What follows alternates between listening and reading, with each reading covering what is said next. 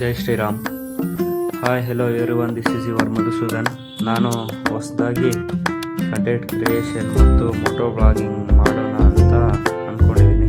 ಇದೇ ನನ್ನ ಮೊದಲ ಮೋಟೋ ಬ್ಲಾಗಿಂಗ್ ವಿಡಿಯೋ. ಇವತ್ತು ನಾನು ಕೆಂಪೇಗೌಡ ಇಂಟರ್ನ್ಯಾಷನಲ್ ಏರ್ಪೋರ್ಟ್ಗೆ ಹೋಗ್ತಿದ್ದೆ.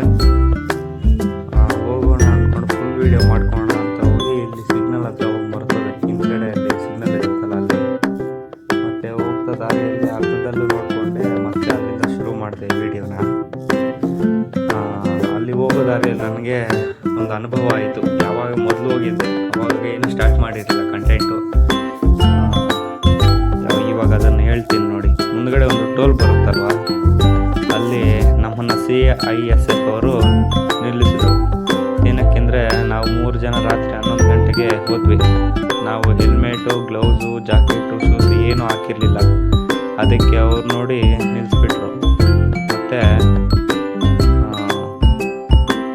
ಅದೇ ವಾರದಲ್ಲಿ ರೆಡ್ ಫೋರ್ಟಲ್ಲಿ ಬಾಂಬ್ ಬ್ಲಾಸ್ಟ್ ಆಗಿತ್ತು. ಆ ಟೈಮಲ್ಲಿ ಹೋಗಿದ್ವಿ. ಅವ್ರು ಫುಲ್ಲು ಸ್ಟ್ರಿಕ್ಟ್ ಆಗಿದ್ದರು. ಅದಕ್ಕೋಸ್ಕರ ಅವರು ನಿಲ್ಲಿಸಿ ಎಲ್ಲ ಕೇಳಿದ್ರು, ಎಲ್ಲ ವಿಚಾರಿಸಿದ್ರು. ಇಷ್ಟೊತ್ತರಲ್ಲಿ ನಿಮ್ಗೇನು ಕೆಲಸ ಅಂತ ಎಲ್ಲ ಕೇಳಿದ್ರು. ಅವಾಗ ನಾವು ಸರ್ ನೋಡೋಕ್ಕೆ ಬಂದಿದ್ದೀವಿ ಅಂತ ಹೇಳಿದ್ರೆ, ಇನ್ನೇ ಲೈಸೆನ್ಸ್ ಎಲ್ಲ ಚೆಕ್ ಮಾಡಿ ಒಂದ್ಸರಿ ಬರಬಾರ್ದು ಅಂತ ವಾರ್ನ್ ಮಾಡಿದ್ರು. ಯಾಕಪ್ಪ ಅಂದರೆ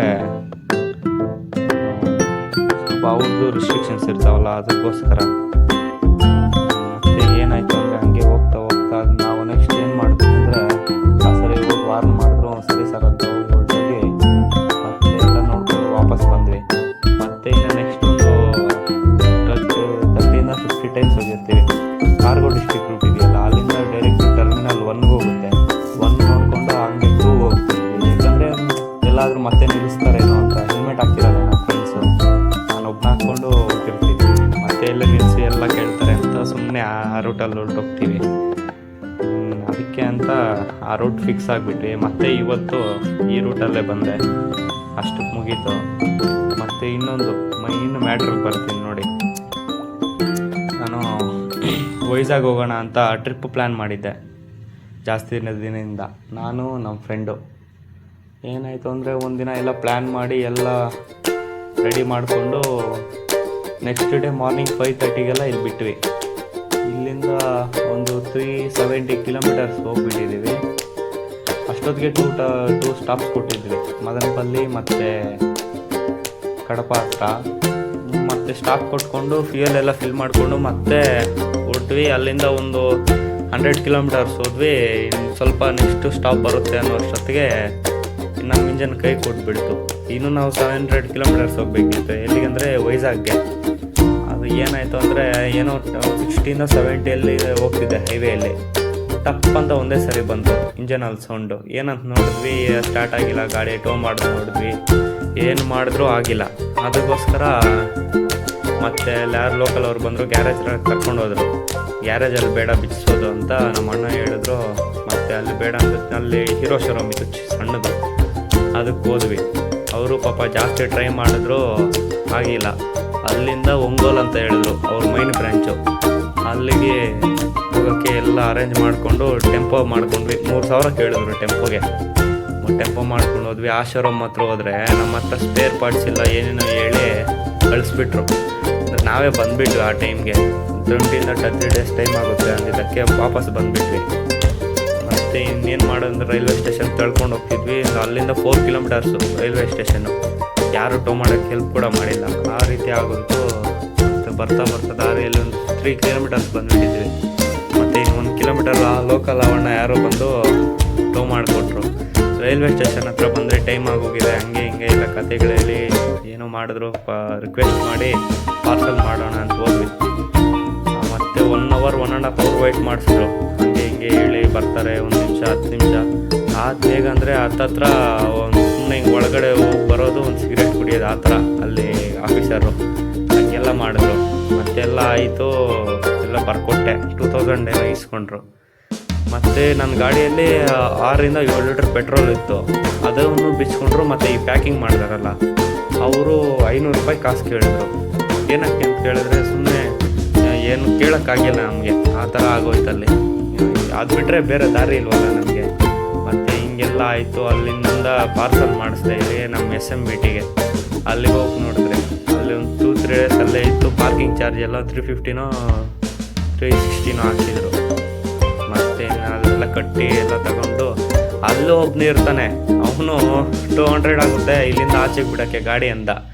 ಏನು ಬೇಡ ನಾನೇ ಬಿಚ್ಕೊತೀನಿ ಅಂತ ತಿಳ್ಕೊಂಡು ಬಂದೆ. ಅವನು ಹುರ್ಕೊಂಬಿಟ್ಟ, ಅವ್ನ ಮುಖ ನೋಡೋಕ್ಕಾಗಿಲ್ಲ. ಮತ್ತು ಒಂದು ಪೋರ್ಟರಲ್ಲಿ ಟಾಟಾ ACನ ಬುಕ್ ಮಾಡಿ ಪೋರ್ಟರಲ್ಲಿ ಹಾಕ್ಕೊಂಡು ಬಂದೆ. ಅದಕ್ಕೆ 1000 ಆಯಿತು. ಎಲ್ಲ ಹತ್ತತ್ರ ಟ್ರಿಪ್ಗೆ ಹೋಗೋ ದುಡ್ಡೆಲ್ಲ ಇದಕ್ಕೆ ಖರ್ಚಾಗೋಯ್ತು. ಟ್ರೈನ್ ಟಿಕೆಟ್ ಬೇರೆ ಬೇಕು ಅದಕ್ಕೆ ಪಾರ್ಸಲ್ ಮಾಡೋಕ್ಕೆ. ಅದೆಲ್ಲ ಫುಲ್ಲು ತಲೆನೋವು ಆಗೋಯ್ತು.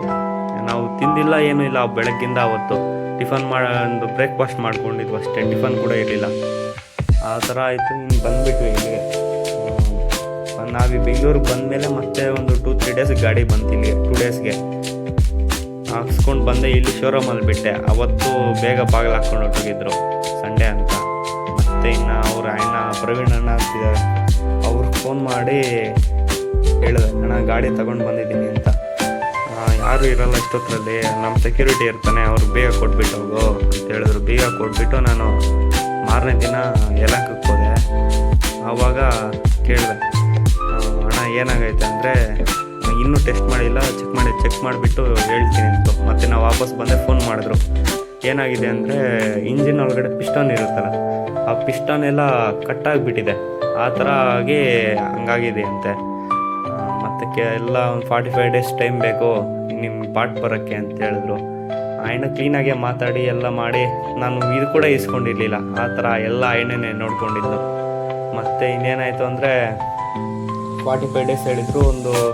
ನಾನು Feb 2ಗೆ ಬಿಟ್ಟಿದ್ದೆ. Feb 22ಗೂ 24ಗೂ ಬಂದುಬಿಡ್ತು ಗಾಡಿ ನನಗೆ. ಹಿಂಗೋ ಅಣ್ಣ ಫುಲ್ಲು ಹೆಲ್ಪ್ ಮಾಡಿಕೊಟ್ರು, ಬೇಗ ಬಂತು. ಏನು ಹಿಂಗೋ ನಿನ್ನ ಅದೃಷ್ಟ ಚೆನ್ನಾಗಿದೆ, ಇನ್ನೂ ಹಳಬ್ರದ್ದೆಲ್ಲ ಬಂದೇ ಇಲ್ಲ, ಹಿಂಗೋ ನಿನ್ನ ಬಂದುಬಿಟ್ಟಿದೆ ಅಂತ ಹೇಳಿದ್ರು. ಸರಿ ಥ್ಯಾಂಕ್ಸ್ ಅಣ್ಣ ಅಂತೇಳಿ ನಿಜ ತುಂಬ ಹೆಲ್ಪ್ ಮಾಡಿದ್ರು ಅಣ್ಣ, ಪ್ರವೀಣ್ ಅಣ್ಣ ಅಂತ. ಮತ್ತು ಇನ್ನೇನಾಯಿತು ಅಂದರೆ ಅಲ್ಲಿಂದ ಬಂದು ಇಲ್ಲಿ ಬಂದ್ವಿ. ರೆಡಿ ಮಾಡಿಸ್ಕೊಂಡು ಫ್ಯೂಲ್ ಎಲ್ಲ ಆ ಎಣ್ಣೆ ಹಾಕಿ ಮಾಡಿಟ್ಟಿದ್ನು. ಮತ್ತು ಇನ್ನೂ ಒಂದು 500 ಕಿಲೋಮೀಟರ್ಸ್ ತನಕ ನಿಧಾನಕ್ಕೆ ಓಡಿಸಿ ಮತ್ತೆ ಒಂದು ಚೆಕಪ್ ಮಾಡಿಸ್ಕೊಂಡು ಹೋಗಿ ಅಂತ ಹೇಳಿದ್ರು.